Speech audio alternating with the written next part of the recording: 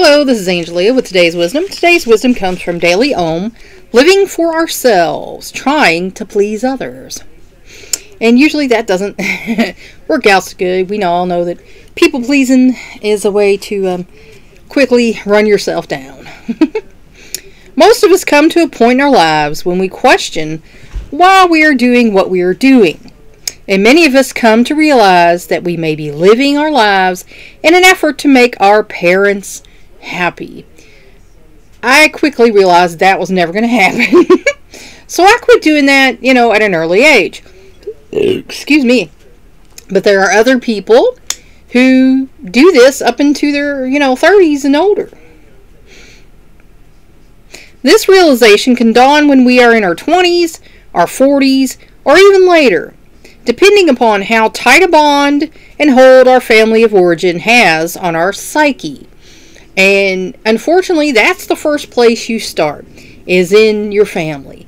Your parents are the first two influences, and then the extended family. So if you had a positive family, you might have a more positive outlook. If you had a negative family, you're going to have a more negative outlook. So it does affect your psyche.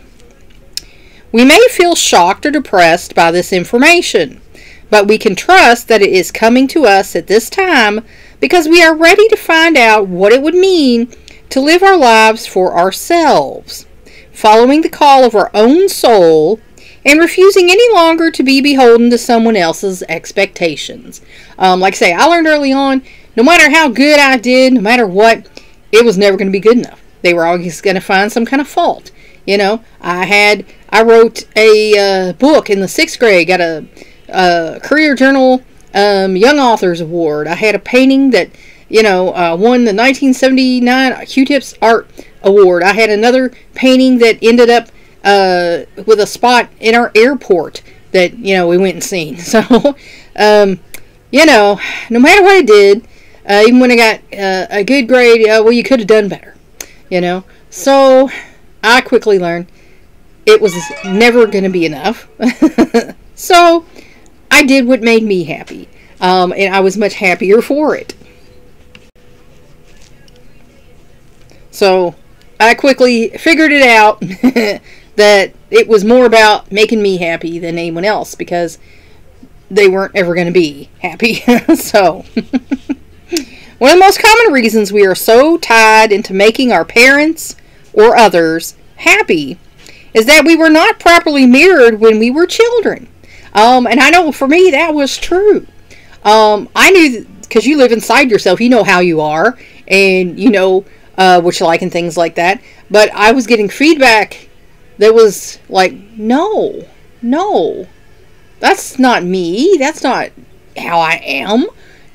So I know I was not properly mirrored as a child. And so there was that discord there. It's like, well, you all think this stuff about me and it's not even true. So whatever. I'm going to do me. We were not honored as individuals in our own right, and a will and purpose of our own, to be determined by our own unfolding. That was certainly true. My parents wanted us to be a certain way. If you were not that way, you were told about it on a regular basis.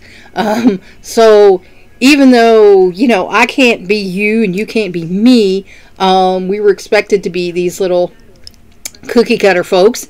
And, especially me, I will say, I was probably the most precocious child, most outspoken. So I had a little more problems than the other ones because they were seeing, probably because they were younger than me, that what happened with me, and they're like, we're just going to go along for the ride. So, As a result, we learn to look outside of ourselves for approval, support, and direction rather than to look within. And that's the wrong way around. You should look within yourself for support and approval, because you have to make yourself happy. If you're looking for other people to validate you and make you happy, you're going to be very sad, because that's probably not going to happen unless you have a really good group of folks around you who do that for you. Later in life, I found a good group of folks who were doing that for me, but early on, certainly not my family, and then, into my relationships as an adult, I was not getting that. And like I said, I finally found a group of women who were there for me, and helping me out, and that really made a difference in my life. Oh my. The good news is that the part of us that was not adequately nurtured is still there, inside us, like a seed that has not yet received the sunlight and moisture it needs to open and to allow its inner contents to unfurl. Because if you think about that, if you, as a child, are a seed, seeds need watering, they need nourishment, they need sunlight, they need good soil. So if you came up and you had poor soil, you never got watered, the sun never shone on you, you're probably going to be withered, right? You're not going to grow. It is never too late to provide ourselves with what we need to awaken our inner being. And it's like I did some work with my coaching clients about going back and becoming your own parent. If you had parents that were not the best parents going, they didn't give you what you needed, then you can go back, talk to your inner child. We did some inner child work. Talk to your inner child and tell your inner child, I'm sorry this happened to you. I was too small to do anything about it, but now I'm here and I want to take you into our life now, and I'll be a good parent to you. And you can do that in your imagination or whatever. Write a little story. Excuse me. One of my therapists, that's what they had me do, write a little story about it, So, you can do that for yourself. There are many ways to create a safe container for ourselves so that we can turn within and shine the light of awareness there. And I just described a few to you. We may join a support group, go to therapy, or start a practice of journaling every day for half an hour. And I think all of these are good practices.